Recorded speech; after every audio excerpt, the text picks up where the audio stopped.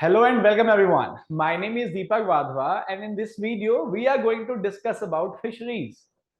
I'll be delivering this video in English only. Why? Because whenever I'm adding or I'm delivering any kind of video on YouTube, so people used to comment that we are from southern part of India and please try to deliver in English. Okay, fine. And those who want to listen the same video in Hindi can watch the previous video. In that video, I have explained the same part in the Hindi also. Okay, guys, let's talk about fisheries. So before I start with the fisheries, please make sure that fisheries is a easy subject. I hope so. I'm delivering video in English after 2-3 years. And why I started with the fisheries, because people think fisheries is a difficult subject. It's not like that. Fisheries is a new subject. If you say something is easy or something is difficult, it's not difficult or easy, it's your mindset. So first of all, before you start listening this video, please change your mindset that fisheries is easy subject. Okay, perfect. So if fisheries is easy, so before we start fisheries, let's talk about fishes. What is the meaning of fish? Okay, now you say, sir, fish is a vertebrate animal. Fish is an aquatic animal which used to stay in the water only, and they have gills for the respiration. Do you know the fishes used to take oxygen inside the water only? They use dissolved water oxygen. So from where they are getting this oxygen? In the water only. And they used to respire by using gills. They also have fins. Do you know what is fins? Yes, fish used to swim in the water, and for that swimming it is using its fins, right? And if we talk about the shrimp, prawns or crab, is it the part of fisheries? Of course, yes. If we talk about the fisheries, it is divided into two parts. One is finned fishes. Finned fishes means those who have fins, those who can swim in the water. And second, which cannot swim in the water, and they are known as shellfish. They are known as shellfish, right? So in shellfish, we have prawn, we have crab, we have shrimp, and so many other organ also which has a hard coat on their body. This is why they are known as shellfish. So they have shell on the body as a cover. Okay, so what is fish? As I told you, fish is a aquatic vertebrate animal. They are aquatic vertebrate because fish used to stay in the water only. But yes, I hope you guys know that fishes can survive out of water also. No, sir, I don't think so. Of course, there are some fishes which are known as air breathing fishes. So along with the water, they can take the air or they can respire out of water also, but for a limited time, not for a lifetime. So they have gills for the respiration inside the water, and again they have one more organ near the head area, and that organ is responsible for the respiration out of water. So whenever we are talking about the prices of fish in the market, so air breathing fish are fetching higher prices. So why they are fetching higher prices? Because air breathing fishes can be transported in the market in live condition. They are live, they are still survive when we are selling them. This is why air breathing fishes are fetching higher rates.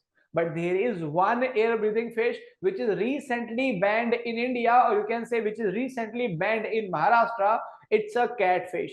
Now, what is catfish? We'll be discussing in the further lecture. First of all, just talk about fish. What is fish? So, fish are aquatic vertebrate. They usually have gills. They have gills for the respiration. They have paired fins for the swimming, and a long body covered with the scale. Here you can see they have so many scales on their body. So we can also call them scale fish. Why? Because they have scales on their body and tend to be cold blooded. Do you know what is cold blooded? As a human, we are not cold blooded because we can maintain the thermal comfort. We can maintain our body temperature.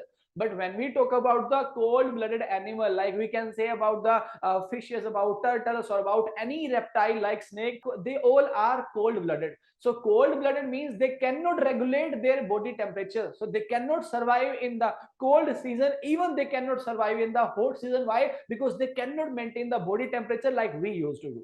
So fishes are also considered as cold-blooded animal. A fish is a scaly skinned vertebrate that swims in the water and breathe using gills. Vertebrate means that fin has a skeleton with a spine. So fish has a skeleton and they also have small spine inside the body. Right. Now you guys are clear about the fish. What is a fish? So if we say here they have gills and then they have fins to swim, and these are known as scales. Perfect. Okay. Next we'll be talking about the life stages of fishes. So before I talk about the life stages, just tell me fishes used to produce fishes or eggs. So when they are giving birth, so while the giving birth, they used to produce eggs or fishes. Obviously, you guys are right. They used to produce eggs only. So after eggs, after the completion of the incubation period, from eggs we will be getting hatchlings. Do you know what is incubation period? Okay. So for incubation period, just take the example of poultry egg, because everyone is familiar about poultry egg. So poultry eggs, in poultry eggs, we know that after a time, the chick will come outside from the egg. So this period will be known as incubation period. So suppose if a hen has given egg today, and after 21 days,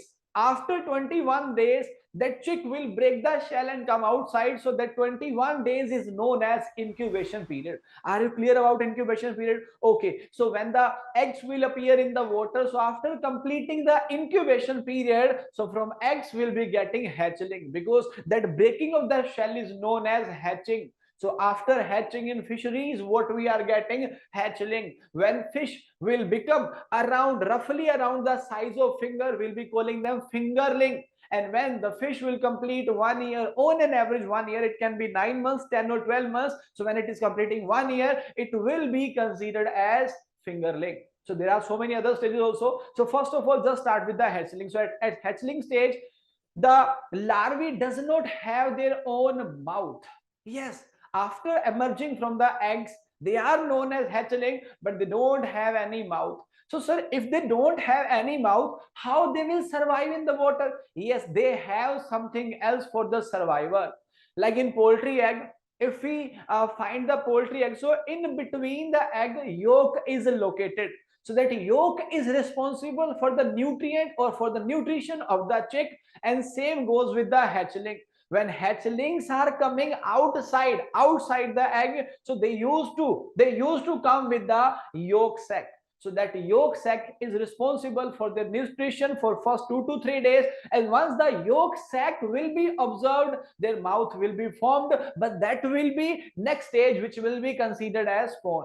So before we move to spawn, let's talk about the first stage, the larvae emerging from the fertilized eggs after hatching is known as hatchling. Yes, that's right. It is known as hatchling. It is characterized by the presence of yolk sac hanging below, from where it draws its nutrition for 2 to 3 days. So they have yolk sac. They don't have mouth right now, but they have yolk sac from where they will be getting their nutrition. At this stage, the mouth is not formed, and hence it does not take food from outside. So obviously, if they don't have any kind of mouth, so they cannot take the food from outside. But after 2 to 3 days, when the yolk sac will be absorbed, the hatchling will come to second stage, which is known as yes, it is known as spawn. So talking about the spawn, so it says when the yolk sac of the hatchling is absorbed, yolk sac is finishing, nutrition part is over, now this stage is known as spawn. At this stage, mouth is formed. Now they have mouth. So at this stage, mouth is formed, and they start taking small zooplankton. So there are two type of fishes. Actually, there are multiple type of fishes, but I'll be talking about the two type only for the initial concept. So there are two type. One is zooplankton and one is phytoplankton. Do you guys know the difference between zooplankton and phytoplankton? Okay, just leave this concept. Tell me what is zoo. Sir, I have visited zoo so many times and I have seen so many animals there. Okay, perfect.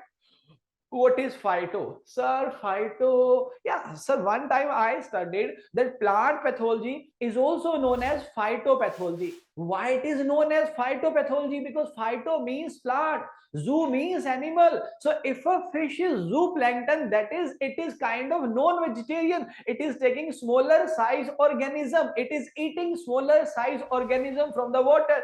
But if it is a phytoplankton, that means it is not eating any kind of organism, but their food resource will be plant. Yeah, smaller size plant, you can say algae, because fish used to eat algae also. But in algae, they will be considered as phytoplankton, and if they are eating microorganism inside the water, they are known as zooplankton. So at this stage, when it converted to spawn from hatchling, so at this stage, it is smaller size zooplankton like rotifers, and supplementary feed like egg yolk, finely powdered oil cake, and rice bran will be taken. Right? So here it started taking oil cake as well as rice bran. Do you know what is oil cake? Yeah, of course, everyone knows that after the extracting of the oil from the oil seed crop, the remaining part is known as oil cakes. After the extraction of the oil from the oil seed crop, like you guys are using mustard or maybe ground or maybe something else, so after the extraction of the oil, the remaining part is known as, yes, that's correct, it is known as oil cake. So we are providing them oil cake, rice bran, egg yolk, or maybe some also some feed, some other feed also, and they are also taking natural available feed in the water, which are small microorganisms. So now these fishes are zooplankton. So first stage was hatchling. After 2 to 3 days, hatchling becomes spawn. Now again, spawn will take on an average 7 to 10 days. Spawn will take 7 to 10 days for the spawn to grow up to fry days. So after 7 to 10 days, now that spawn has been converted, or spawn has come up with the third stage, which is known as fry. So here in the photo, you can see what is fry. So when the spawn assume the shape of fish, yes, this point is very important, because in first two stages, when they are hatchling or spawn, so in hatchling or spawn, or they don't have appearance like a fish, but in fry stage they will look like a fish. So here on the screen you can see they are looking like a fish. And which stage it is fry. So when the spawn assume the shape of the fish and grow to about 1 to 2 centimeter, just 1 to 2 centimeter, it is known as fry. At this stage, they are primarily smaller size zooplankton feeder, and it takes 7 to 10 days for the spawn to grow up to fry. So this was third stage. Now we are coming at fourth stage. In fourth stage, the fish size will be roughly as equal to a finger. This is why this fourth stage will be considered as fingerling. So as soon as the fry grow up to 10 to 15 centimeter, usually our finger doesn't have 10 to 15 centimeter size, but yeah, roughly we can say 10 to 15 centimeter, or roughly equal to the size of finger, it is known as fingerling. Fingerling is the proper size for the stocking in the table fish production pond.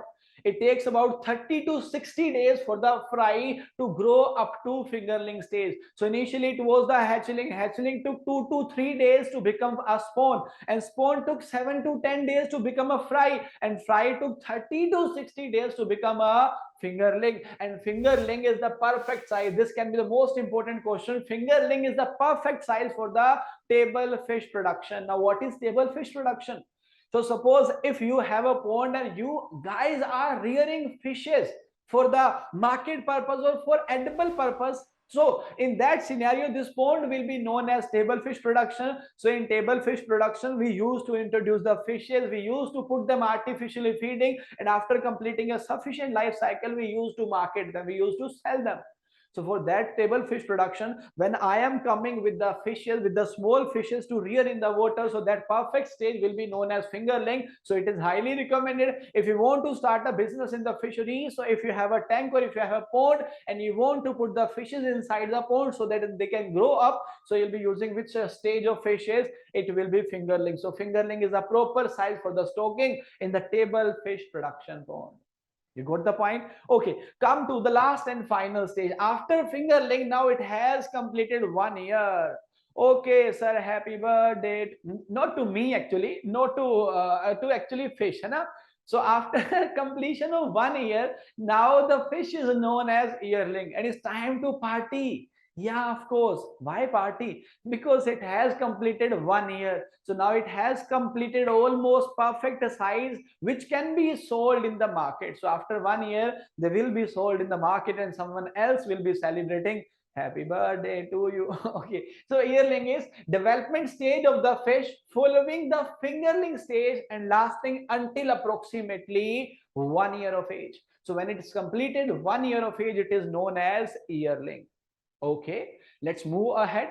So before I start the next term of fisheries, I hope now you have changed your mind. Yes, sir, we are ready to give you time. Yes, I need time because I cannot be a magician that within 2 minutes I can teach you forestry or fisheries. But yes, if you are going to give me 30 minutes for this video, I will make ensure that you guys are getting each and every word. But just give me 30 minutes for this video. And again, if you want the next video in the English, so I'll be requiring a sufficient views because this time I'm delivering the same topic in Hindi, in bilingual as well as in English. So if I'm getting not highest, but yeah, if I'm getting sufficient views on this video, so definitely I'll be coming up with the second video also on the YouTube.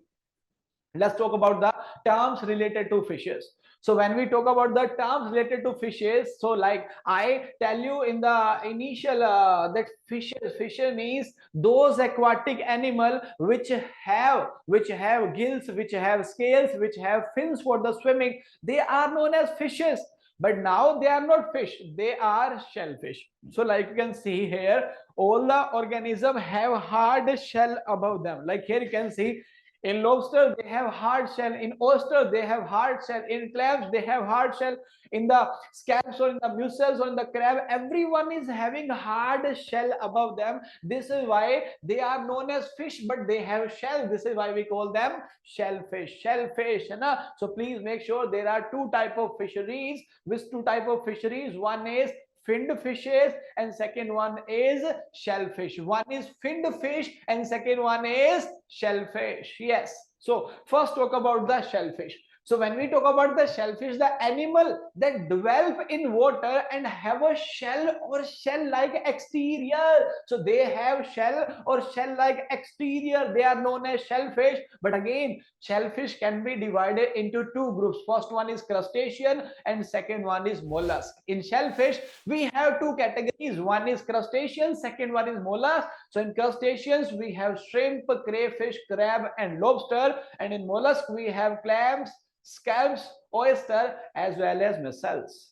So these shellfish are further divided into two categories, crustaceans and mollusks. So please make sure to stop the video here and note it down. One is fish and second one is shellfish. There are two criteria. There are two major categorization. One is fish, which is known as finfish. Here we will be talking about the finned fishes. So the term finfish refers to the bony fish, shark, salmon, or so many other fishes have fins. This is also known as true fish. Sir, why we call them true fish? Because if we see the image, so here we can say, yeah, sir, it is fish. But here we are unable to decide this is the part of fisheries, but does not looking like a fish. So this is why we call them shellfish, and here we call them finfish, or finfish is also known as true fish. Okay, so there are two type of fisheries. Now everyone is clear that all these organisms will also be studied under the fisheries. But yeah, in fisheries it will be considered as shellfish, and these fishes will be considered as finfish. Okay, now move to the next part. Next one is aquaculture. What is aquaculture? So aquaculture means whenever we are rearing any kind of aquatic plants or aquatic organism, it is known as aquaculture. Now you will say, sir, hydroponics is the part of aquaculture. Of course, no. Hydroponics means when we are growing a plant on the soil, and now instead of soil we are growing in water, that is known as hydroponics. But aquaculture means aquatic plants, like we have lily, we have lotus, we have hydrilla.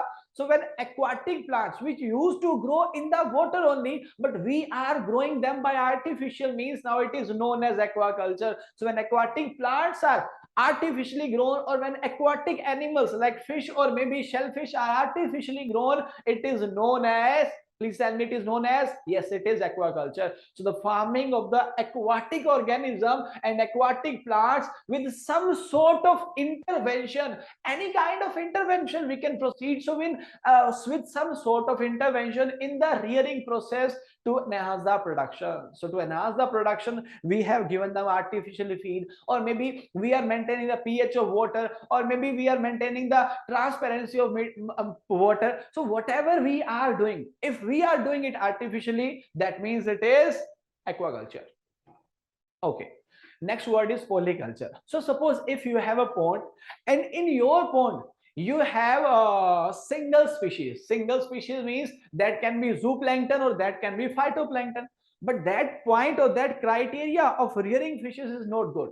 Sir, why? If we are rearing single species, so that will not create competition among multiple species. So I think single species inside the pond is best method. Of course, no. Because if the single species is zooplankton, so the resources which are called as phytoplankton available in the pond will not be properly utilized.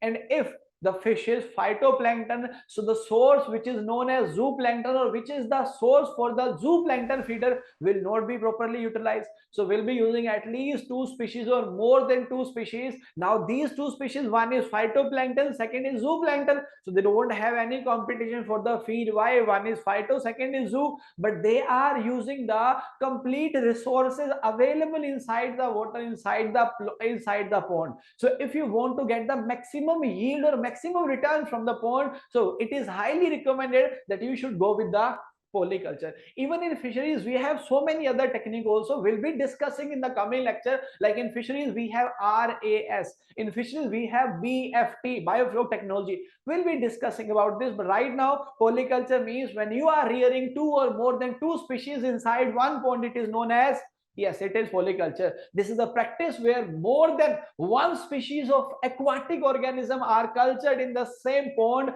in order to effectively utilize the full ecological niche. Niche means the available resources inside the pond of the pond ecosystem. So more than two species are there. It is known as polyculture. Next, we are sure scale fish means the fish bearing the scale. So like you can see here, they have scale. This fish is known as scaly fish. Next one is brood fish. So one is brood, second one is juvenile. One is brood and second one is juvenile. Juvenile means the fish which is not sexually, actually juvenile term is not there on the screen, but don't worry.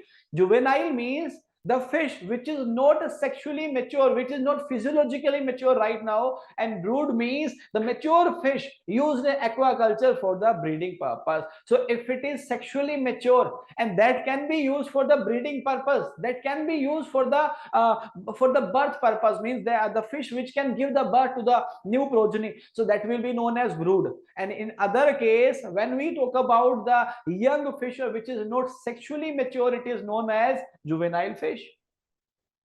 Next word is fish hatchery. What is fish hatchery?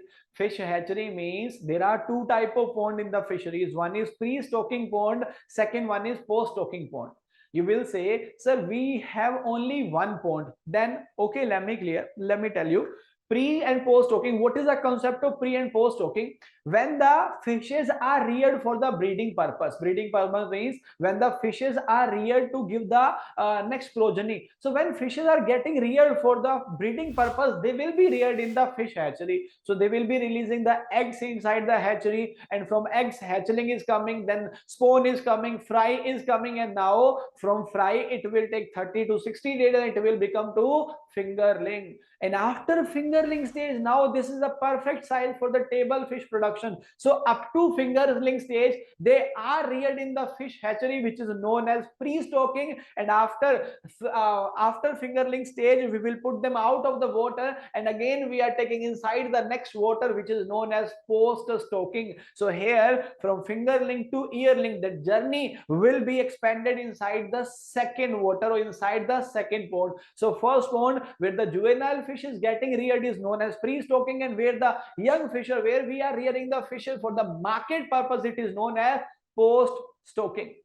So I hope so now you are clear about the fish hatchery, where we are rearing the fish for the breeding purpose. So it is one form of the fish farm managed with the intent of resupplying the native wild population in the natural environment. Sir, how natural environment? Okay, suppose you have a pond, and in pond you guys are having 2000 fishes. So today you have observed that 5 fishes are sexually or physiologically mature that can be marketed, that can be sold in the market. So I took the 500 fishes outside and sold in the market. Now the remaining fishes are 1500, but my pond capacity is 2000. So what I'll be doing, I'll be taking 500 more fishes from the fish hatchery and putting inside the second pond. So that means I'm resupplying the native population from the or to the natural environment. So fish hatchery is basically meant for the resupplying of fishes to the post stocking pond or to the second pond. Clear? Okay. After fisheries, now talk about fishing. What is fishing? The attempt to catch fish. When you are trying to catch the fish, when you are trying to take out the fish from the water, is known as fishing. And fisherman or fisher means the person who is catching the fish is known as fisherman or fishes. Sir, do we have fisher women also? Yes, actually women are also working in this sector, but in India we have only one licensed fisher women. So I'll be asking you the answer. Write down in the comment box what is the name and state of the single licensed fisher women in India.